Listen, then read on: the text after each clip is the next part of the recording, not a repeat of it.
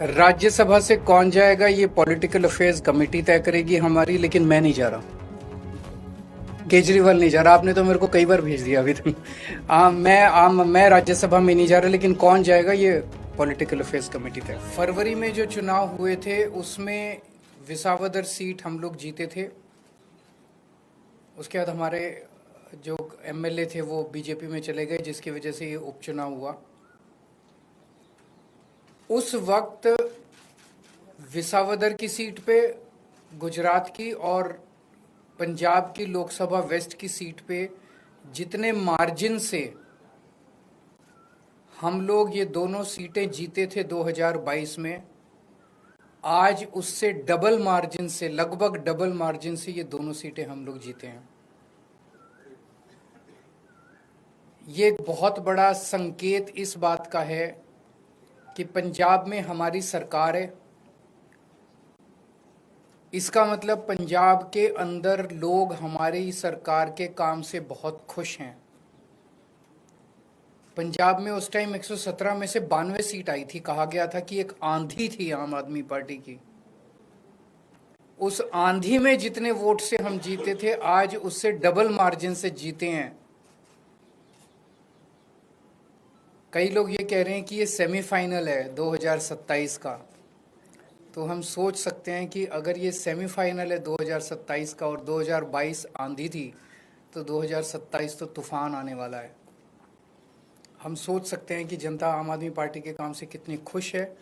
और लुधियाना वेस्ट के इस चुनाव ने एक तरह से जनता के मूड को दर्शाया है। एक तरह से पंजाब की जनता ने मोहर लगाई है आम आदमी पार्टी के कामों पे। विसावदर के लोगों ने भी डबल मार्जिन से हमें जिताया है। जितने मार्जिन से उन्होंने हमें 2022 में जिताया था, उससे डबल मार्जिन से जिताया है। अक्सर कहा जाता है कि बाईपोल में रूलिंग पार्टी जो होती है वही जीतती है। गुजरात में रूलिंग पार्टी बीजेपी है, और बीजेपी की तो इतनी पकड़ है शासन के ऊपर, प्रशासन के ऊपर, पुलिस के ऊपर, सारी एजेंसीज उनके पास है। और जिस तरह से साम दाम दंड भेद सारे तिगड़म लगा के बीजेपी चुनाव लड़ती है,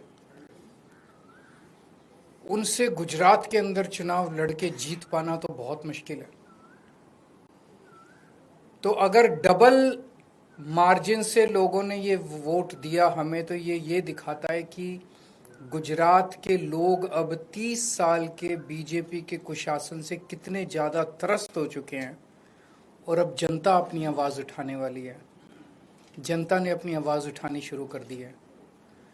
और ये दिखाता है कि आम आदमी पार्टी की पॉलिसीज़ के ऊपर और आम आदमी पार्टी ने जो पंजाब और दिल्ली में काम किया उसके ऊपर गुजरात की जनता ने भरोसा दिखाया है।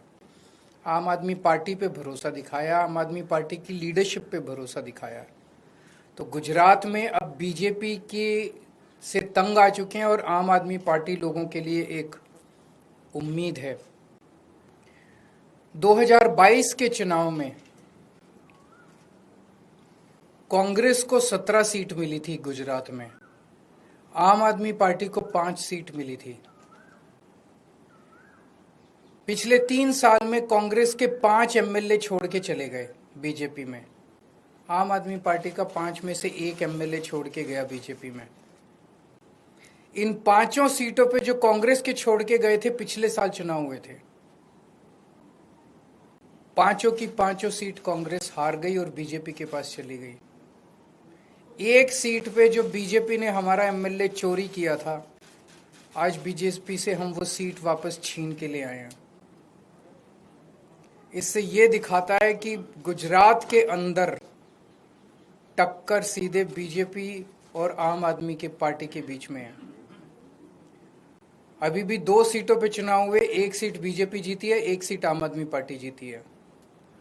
और ये दोनों जगह चुनाव कांग्रेस और बीजेपी मिलके लड़े। अब कांग्रेस का स्टेटस सभी राज्यों के अंदर एक ही रह गया है, बीजेपी के हाथ की कठपुतली बनके बीजेपी को जिताने की कोशिश करना।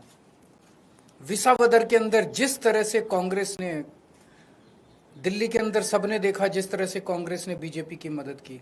विसावदर के अंदर जिस तरह से कांग्रेस ने बीजेपी को जिताने के लिए पूरी एड़ी चोटी का पसीना लगा दिया, पूरी की पूरी कांग्रेस की लीडरशिप, टॉप लीडरशिप जो है वो बीजेपी की जेब में बैठी है, बीजेपी के हाथ की कठपुतली है।